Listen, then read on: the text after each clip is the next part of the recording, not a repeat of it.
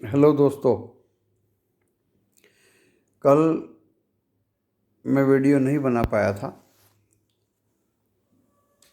किसी कारण से, क्योंकि मार्केट में कोई ज़्यादा हलचल नहीं दिखाई दी और मेरा कोई ऐसा लालच भी नहीं था कि मैं अपने चाहने वालों को कहीं किसी तरह से कोई उल्टी सीधी वीडियो बना के फंसाऊं। तो दोस्तों, मार्केट वहीं का वहीं रहा और वहीं घूमता रहा।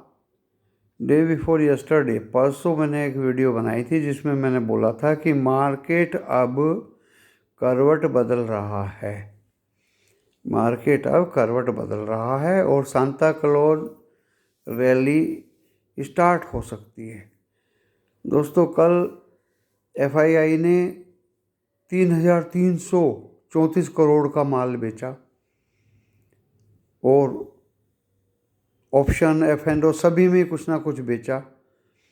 कहाँ तक बेचेंगे, लेकिन मार्केट में मैं एक ही दावा अब कर रहा हूँ कि मार्केट में जो इन्वेस्टर्स, आम पब्लिक, जो करोड़ों डीमेट अकाउंट कोरोना के लॉकडाउन के दौरान खुले हैं, वो एक मार्केट को बहुत बड़ी ताकत, एक शक्ति दे रहे हैं।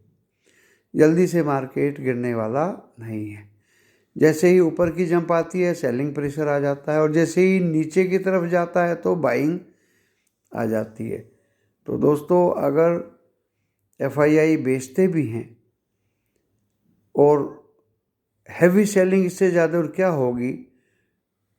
कुछ 5-6 दिन पहले 5,500 करोड़ का बेचा था और कल इन्होंने 3,334 करोड़ का माल बेचा। फिर भी मार्केट में उतना असर नहीं आया। एक बड़े करेक्शन की उम्मीद करके सब बैठे हैं। बहुत ज़्यादा बड़ा करेक्शन आएगा और एक ही दिन में 500, 600, 700 पॉइंट गिर जाएगा। दोस्तों, मुझे नहीं लगता कि अब इतना बड़ा करेक्शन आए, क्योंकि 3,334 करोड़ का माल बेचने पे भी कहाँ ज़्यादा गिरावट मार्केट में आई। जैसे ही गिरावट आती है ऐसे ही बाइंग आ जाती है, क्योंकि अब एक पब्लिक बहुत बड़ा फोर्स हो गई है बाज़ार में खरीदारी करने का। तो जो स्टॉक उनको एक अट्रैक्टिव वैल्यूएशंस पे मिलेंगे तो पब्लिक तो उनको खरीदेगी ही। अगर कोई अनहोनी ना हो दोस्तों, मैं बार बार रिपीट कर रहा हूँ।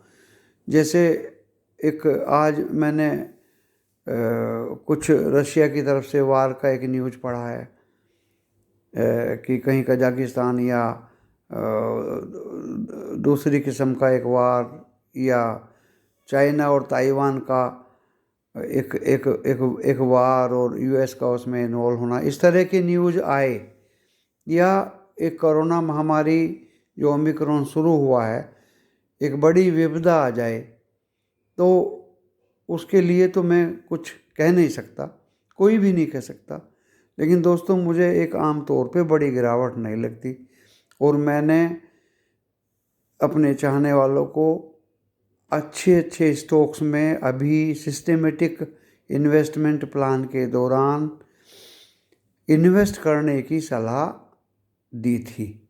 जो परसों मैंने सलाह दी थी उसमें मैं अपनी तरफ से 24 स्टॉक परसों तक आपको बता चुका हूँ और 12 स्टॉक मैं मंडे को ज़रूर बताऊँगा, जिसमें 6 प्राइवेट कंपनीज़ के होंगे और 6 पब्लिक सेक्टर अंडरटेकिंग के होंगे। तो दोस्तों, जिस तरह से मार्केट में अभी अट्रैक्टिव वैल्यूएशंस पे कोई स्टॉक मिलते हैं, लेकिन मेरी एक गुजारिश है कि जो फंडामेंटली स्ट्रॉन्ग स्टॉक्स हैं वही आपको खरीदने हैं। थोड़े थोड़े दो शेयर खरीदे, कभी 5 खरीदे, कभी 5 खरीदे, कभी 10 खरीदे, डेफिनेटली लॉस होने वाला नहीं है।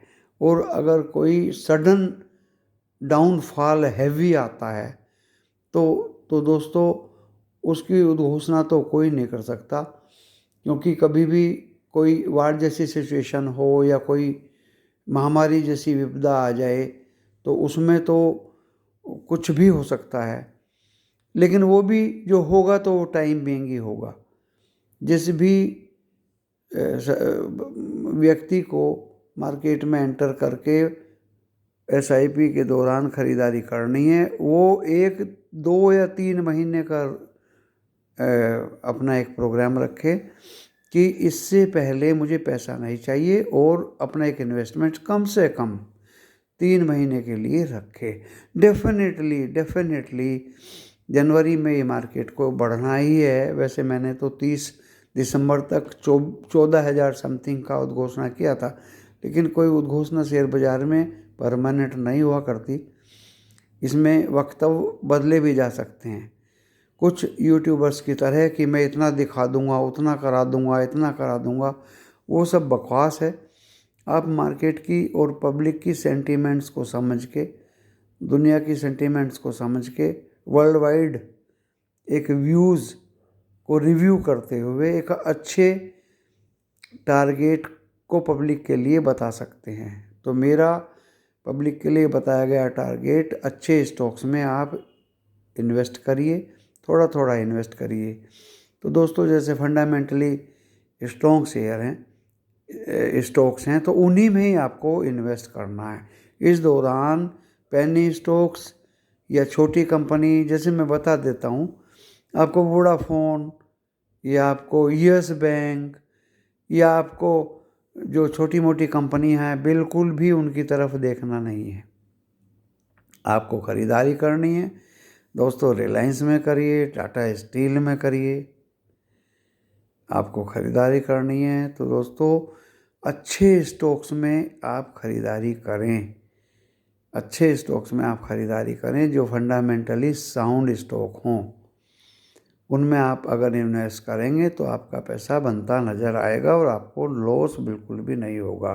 पेनी स्टॉक्स या छोटे मोटे स्टॉक्स में आप लालच में ना आएँ, और अभी और अट्रैक्टिव वैल्यूएशंस पे आपको स्टॉक मिलते नज़र आएंगे।